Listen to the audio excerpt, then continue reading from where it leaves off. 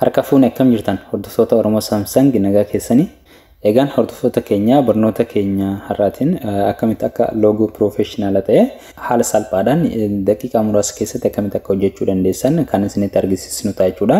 Loogoo YouTube channelaaf ta'u akkasumas immoo warroonni gaafii nu gaafatan akkamitti profile WhatsAppis ta'e kan gareewwan garaagaraa akkamitti hojjechuu dandeenyatanii warroonni nu gaafatan viidiyoo kana keessatti deebiin isiniif kennameera. Isinis loogoo hojjechuu fi profile hojjechuun tokkuma hamma xumura barnoota keenyaatti akka nu faana turtan isin gaafanna jechuudha. Akkasumas viidiyoo keenya like gochuun warroonni channela keenyaaf haaraa taatan immoo subscribe akka gootan isin beeksisna jechuudha.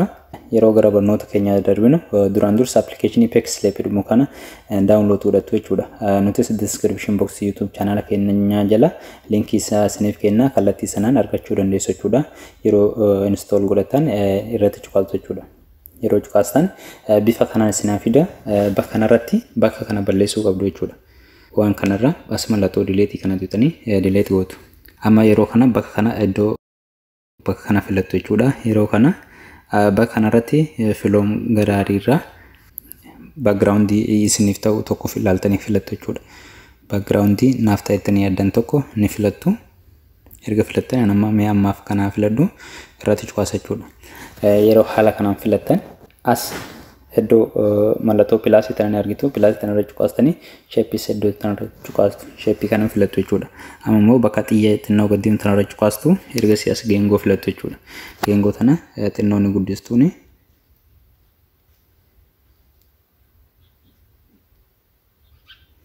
Geengicha bifa kanaan erga guddistanii as iddoo mallattoo raayitiitti tana kennitu jechuudha. Yeroo cuqaastan xinnoo sarkistu iddoo kanaan iddoo text chariitu tanarra cuqaastanii galaarii keessanirra kalaara isaa miidhagsuudhaaf kana filattu jechuudha. Irra cuqaastu. Erga cuqaastanii amma raayit iddoo jettu gootana xiqqoo sarkistanii iddoo edit tanarra deebitanii cuqaastu xiqqoo gabbuutaniiti bakka kana haala kanaan dhiphisuu qabdan. Kalaara isaa duruu irratti deebistu jechuudha. Xiqqoo ammoo gabbuutanii bakka kana ni guddistuun. Bifa kanaan guddistuu ergasii as raayit iddoo itti tana cuqaastu. Erga haala kanaan cuqaastanii amma gabaabuma salphaadhumatti iddoo kooppii tanarratti cuqaastu. Kooppii gootu jechuudha. Wal gubbaa gootu. Yeroo takkaaf erga wal gubbaa gootanii ammas kooppii gootu. Kooppii yeroo gootan amma kana immoo xiqqeessitanii gara gidduurra gootu jechuudha.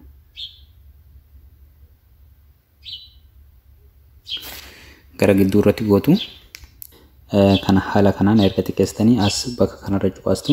Bakka kanarra eega cuqaastanii hundi isaa akkasii faccisiin jalaan sochoon hidhuu qabdu jechuudha.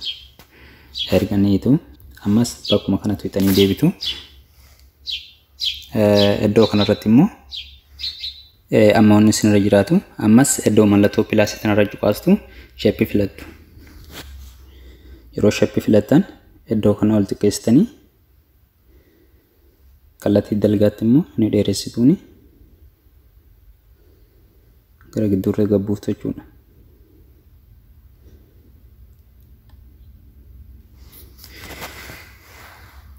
Amma mallattoo raayit gootu as bakka kanarra deebitaniiti erga hiitanii raawwattanii bakka kanarratti cuqaastu. Gara tuqaa lamaa fi mallattoo raayitii qabdu kanarratti yeroo cuqaastan as filattu. Sanduuqota kana bifa kanaan raayit irratti guutu jechuudha. Ergasii as iddoo mallattoo galaarii tana cuqaastu bakka okeetu tanarra kilik gootu. Bifa kanaan asiin tuqxanii deebitu. Amma xinnoo kana harkistu jechuudha. Iddoo kanarratti cuqaastu mallattoo kana ni bantu. Gidduu isaa bifa kanaan erga kana gootanii as iddoo mallattoo pilaasii tanarra cuqaastanii tekstii yookiin maqaa dhaabbata keessaniitti barreessitu jechuudha. Garee haa ta'u YouTube channel keessanis haa ta'u jechuudha.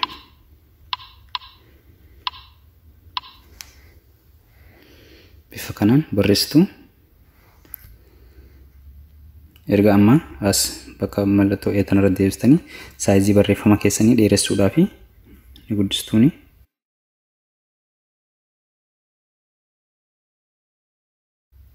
Ammaaf haganatti naaga'u kalara fi istaayila wannaa keessanii sirreessuudhaaf keenyaaf gurraacha irratti naan ta'u adiidhuma naa dhiisanii adii kana irratti erga cufaasee kapasitiin 100 ta'uu qaba 100% ta'uu qaba. Bakka kanarra dhuftanii wanti kana istaayila chaati filattu. Ammas iddoo mallattoo pilaasii tan irra deebitanii barreessitu jechuudha. Yaada keessan kan ta'anu keenyaaf nama yeroo qabu wajjin deemuudhaaf xinnoo sarkistanii bakka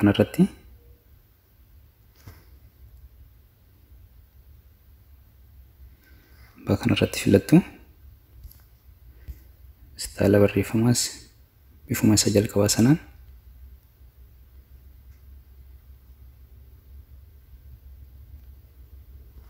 haala kanaan filattu. Kalara adiinuma kanaan adiisanii ammas pilaasii mataa irra deebi'ee cuquliisa jechuudha. Yaada koo lammaffaa irratti barreessaa.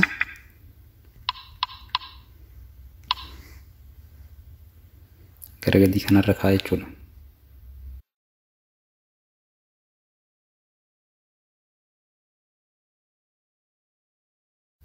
Kalara isaa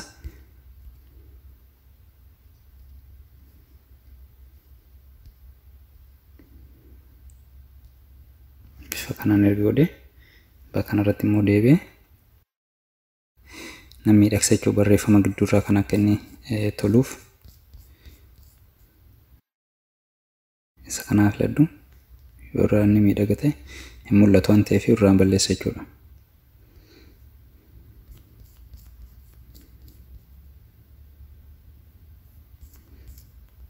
Isuma kanaaf filadhuun.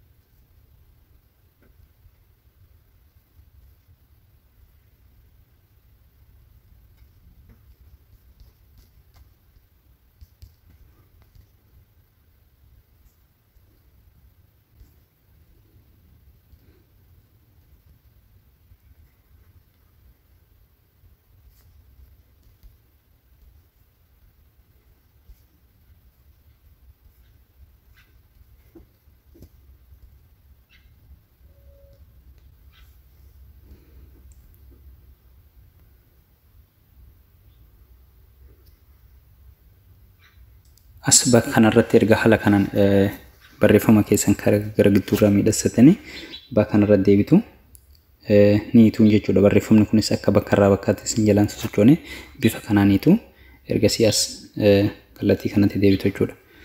Erga deebitanii amma wanti isinirraa eegamu erga haala kanaan miidhagsitanii xiqqoo kooppii gootu. Ammas akka roobni isaa kun hundi xiqqoo ol ka'uuf kooppii gootu wal gubbaarra gootu jechuudha. Suuta kooppii gootanii istaayila isaa hidhanii ammas kooppii gootu salphaadhumatti jechuudha. Ani isinitti argisiisuudhaaf isin suutettaniiti miidhagsitanii hojjetan jechuudha. Ani amma yeroo qabu wajjin deemuudhaaf tarii isin jalaa ariifachuu danda'a. Suutettanii haala kanaan miidhagsituuni.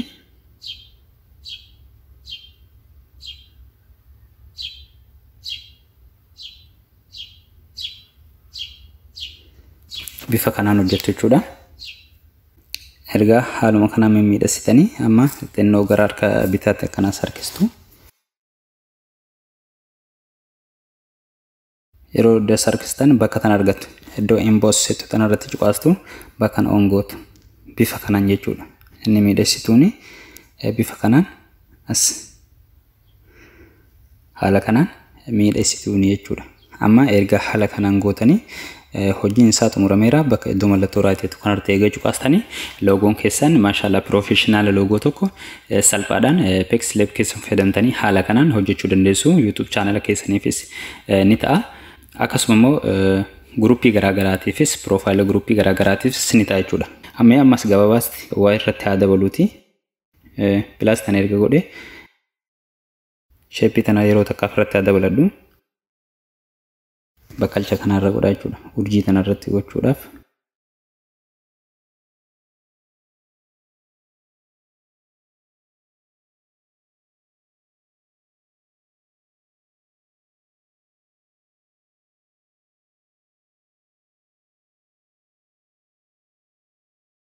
bakka kanarratti erga haala kanaan gootanii ammas koppii gootisuma kana jechuudha.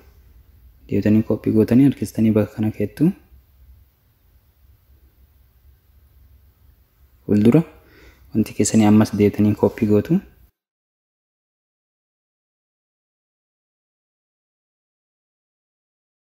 Durduuba maqaa chaanala keessaniitii fi duraa fi duubaan gochuu qabdu jechuudha. Akka miidhagina logoodhaa keenya dabaluuf filannaa jechuudha.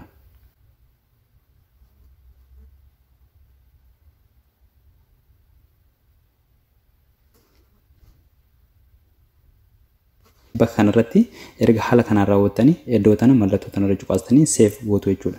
Kana bakka kana save gootu. Bifa kanaan erga save gochuudhaaf garana dhuftanii xiyya xiqqoo gadaam tanarra cuqaastanii iddoo very height tanarratti cuqaasuu qabdu.